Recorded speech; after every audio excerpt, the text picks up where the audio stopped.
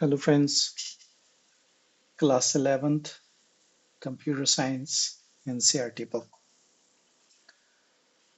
अ, मैं अभी मैथ्स के चैप्टर्स पढ़ा रहा था क्लास फर्स्ट के, बट बीच में मैंने सोचा कि एक छोटी सी क्लास मुझे इस चीज़ के ऊपर भी लेनी चाहिए कि जो बच्चे हायर स्टडीज़ कर रहे हैं, उन्हें अगर कोई नया सब्जेक्ट मिल जाए तो उसे कैसे पढ़ा जाए या उसे कैसे समझा जाए।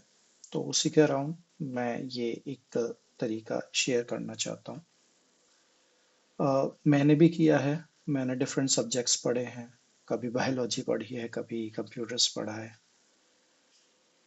सिर्फ पढ़ा नहीं है, प्रोफेशनली भी मैंने चीज़ों को हैंडल किया है दोनों में ही डोमेन्स में, बायोलॉजिकल साइंसेज और कंप्यूटर साइंस में अभी मैं कर रहा हूँ।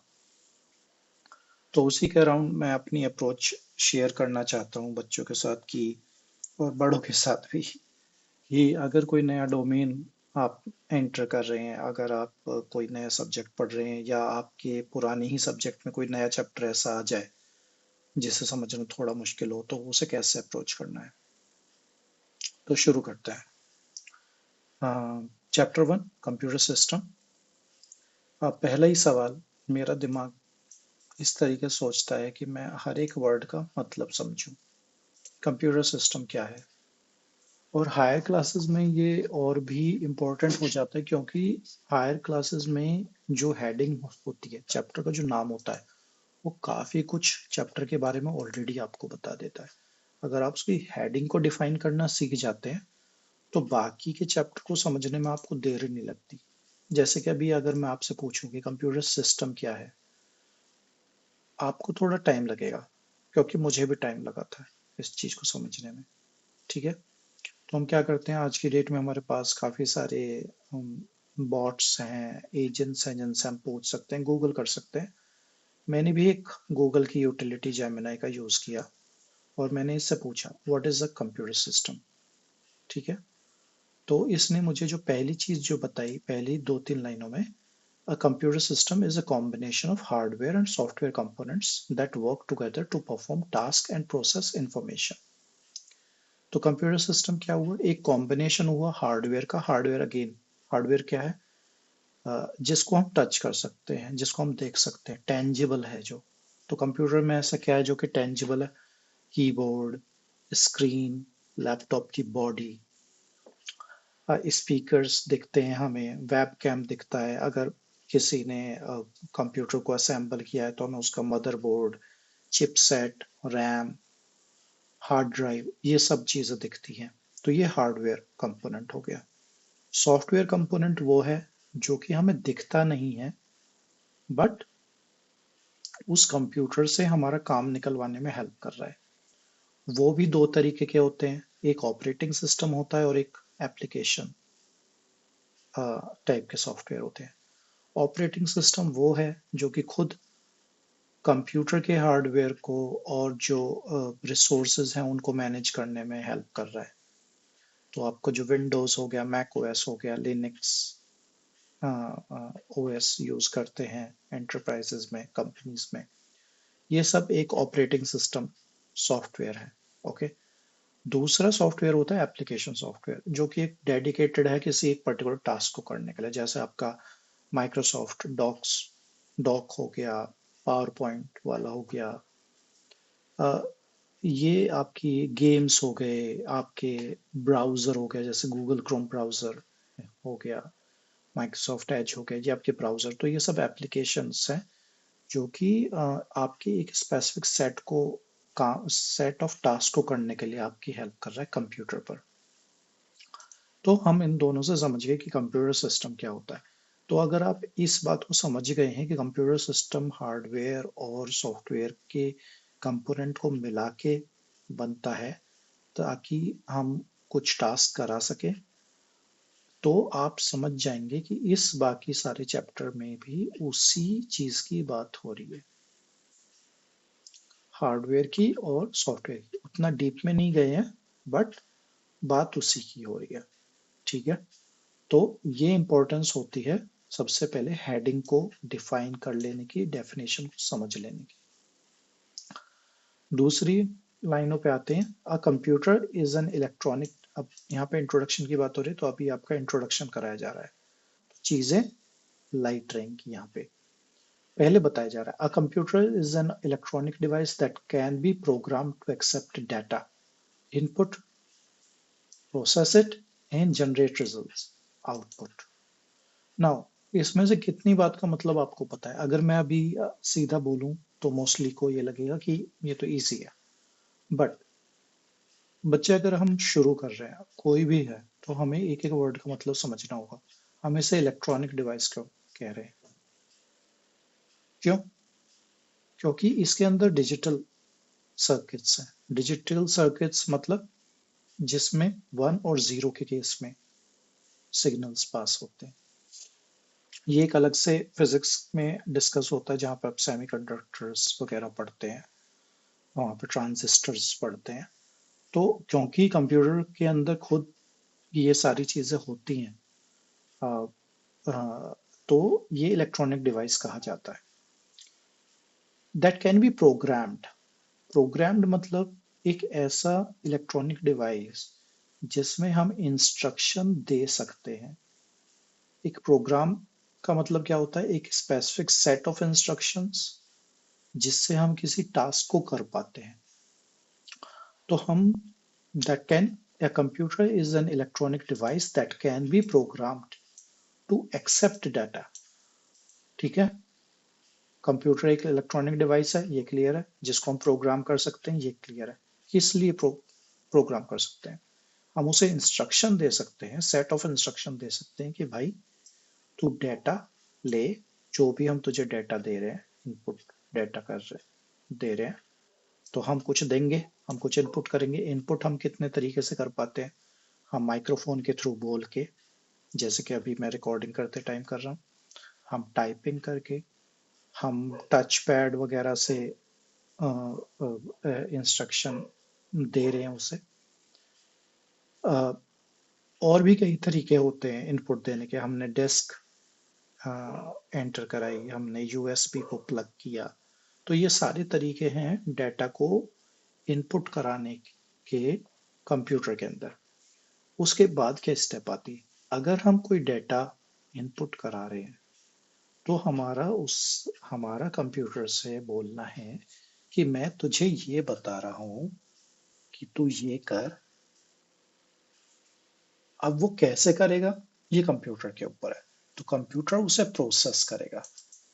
आपने कहा google.com पे जाके आपने एक एप्लीकेशन सॉफ्टवेयर यूज किया, अपने कंप्यूटर पे पड़ा हुआ, जिसे हम ब्राउजर कहते हैं, गूगल क्रोम पे, और उसको आपने जाके बोला कि आज मुझे अपने फ्रेंड्स के साथ मूवी देखने जाना है, तो मुझे बुक माई शो की वेबसाइट खोल के दो।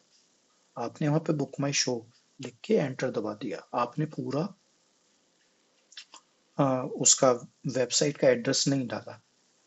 अब ये कंप्यूटर है जो आपने रैंडमली एकदम से इंफॉर्मेशन दे दी, उसको समझे, उसके अराउंड कुछ एक्शन ले। पीछे बहुत सारी चीजें चल रही होती है, जैसे आप सर्च बार में एंटर दबाते हैं, और रेलिवेंट इंफॉर्मेशन आपको ला के दे। तो इसको बोलते हैं प्रोसेस करना, और उसके बाद आउटपुट जनरेट करके देना। वो आउटपुट कहाँ पे मिलेगा आपको? स्क्रीन पर। जैसे कि मैंने आपको पढ़ाना शुरू करने से पहले यहाँ पे एनसीईआरटी की वेबसाइट डाली थी। एनसीईआरटी की वेबसाइट पे जाके मैंने क्लास सेलेक्ट की थी। मैंने क्लास सेलेक्ट करके मैंने सब्जेक्ट सेलेक्ट किया था, और मेरे आगे ये, और उसके बाद जब मुझे लिंक्स मिले तो उनमें से किसी एक लिंक पे क्लिक करके मैंने मेरे आगे ये बुक आ गई। तो ये सारे काम, क्लास को सिलेक्ट करना, सब्जेक्ट बताना, और फिर इस लिस्ट में आके किसी एक लिंक पे क्लिक करना, ये सारे काम इनपुट का हिस्सा है। कंप्यूटर ने क्या किया? जब मैंने क्लास सिलेक्ट करी, तो उसने प्रोसेस करके मुझे बताया कि इस क्लास के ये सब्जेक्ट्स हैं। क्लास फर्स्ट का जब पढ़ा रहा था, तो मुझे साइंस नहीं दिख रही थी, मुझे कंप्यूटर साइंस नहीं दिख रहे थे, और सब्जेक्ट से मुझे अकाउंट्स नहीं दिख रहा था। बट जब मैंने क्लास 11 सेलेक्ट किया, तो मुझे सब दिखने लगा। साइंस भी टुकड़ों में बट चुकी है, physics, chemistry, biology, computer science, accounts है, इकोनॉमिक्स है, और भी काफ़ी सारे सब्जेक्ट्स हैं, लैंग्वेजेस हैं। तो ये कंप्यूटर ने प्रोसेस किया, और उसके बाद जो रेलिवेंट मुझे चाहिए था कंप्यूटर साइंस की बुक, तो उसने मुझे वो आउटपुट जनरेट करके दिया। तो ये सब मैंने इनपुट दिया। A computer along with additional hardware and software together is called a computer system। तो यहाँ पे दोबारा से इस बात को रिपीट करा दिया जो कि पर हमने पहले पढ़ा था। A computer system primarily comprise a central processing system। अब यहाँ पे बताया गया कि कंप्यूटर सिस्टम में मेन कंपोनेंट्स क्या हैं। अब अगर आप कंपोनेंट्स को समझना शुरू करेंगे तो आप पहले ये तीन चीजें समझ जाइए। कंप्यूटर के साथ हमने कैसे इंटरेक्ट किया है। हमने उसे इनपुट दिया है, कंप्यूटर ने उसे हमारे लिए प्रोसेस किया है, और कंप्यूटर ने रिजल्ट्स जो है आउटपुट किया है। तो इन तीनों कामों के लिए हमें कुछ रेलिवेंट हार्डवेयर डिवाइस चाहिए, कुछ रेलिवेंट सॉफ्टवेयर चाहिए। तो क्या क्या चाहिए, मेनली क्या है, अगर हार्डवेयर की बात करें तो हमें एक सेंट्रल प्रोसेसिंग यूनिट चाहिए, जिससे नाम से क्लियर है, प्रोसेस करने के लिए। हमें मेमोरी चाहिए। मेमोरी क्यों, मेमोरी तो इंसान में भी होती है, ह्यूमन मेमोरी जैसी, कुछ कुछ ऐसा ही है। कंप्यूटर के पास कई तरह की मेमोरी होती है, जिसमें वो जब वो कुछ प्रोसेस कर रहा होता है तो सोच रहा होता है, उस इंफॉर्मेशन को, उस प्रोसेस्ड इंफॉर्मेशन को रख रहा होता है कहीं पे। इनपुट आउटपुट डिवाइसेस चाहिए, keyboards, mouse, touch pad, input. Output devices चाहिए, स्क्रीन, प्रिंटर, स्पीकर्स, और स्टोरेज डिवाइस चाहिए। तो यहाँ पे बच्चों ये कभी कभी मैं जब छोटा था तो मैं इस चीज से बड़ा कंफ्यूज होता था, स्टोरेज डिवाइस और मेमोरी, मुझे लगता था ये दोनों एक है। नहीं, ये दोनों एक नहीं है, ठीक है, ये दोनों एक नहीं है। मेमोरी वो चीज है जो कि कंप्यूटर जब चल रहा है उस टाइम में कंप्यूटर यूज कर रहा है उसे, ठीक है।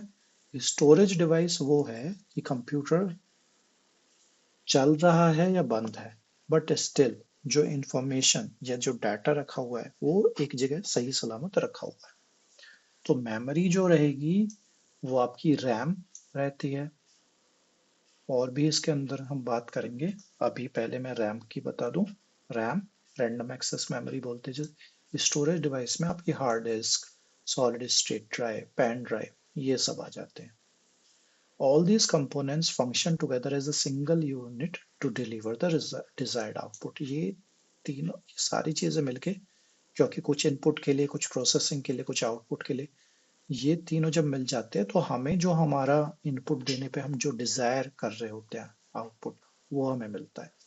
अगर हमें मूवी बुक करनी है तो बुक माई शो की वेबसाइट पर एंटर करेंगे और हमें वो साइट मिलेगी। कंप्यूटर ऐसा तो नहीं है, हमने टाइप किया bookmyshow.com और उसने हमें कोई न्यूज़ वेबसाइट दे दी, राइट। हमने टाइप किया ncrt.com, ncrt.nic.in, और उसने हमें कोई क्रिकेट की वेबसाइट दे दी। ऐसा तो नहीं करता ना, जो हमने उससे मांगा वो वही देता है, इसलिए कंप्यूटर अच्छा भी लगता है, हमारी सारी कही हुई बात मानता है। बट हमें उसे बताना होता है कि हमें चाहिए क्या, और उसी तरीके से बताना होता है जिस तरीके से वो समझना पसंद करता है, ठीक है। A computer system comes in various form sizes. It can vary a high-end server to personal desktop. It can vary from a high-end server to a personal desktop, laptop, tablet, computer or smartphone। बच्चा, इसमें हर एक line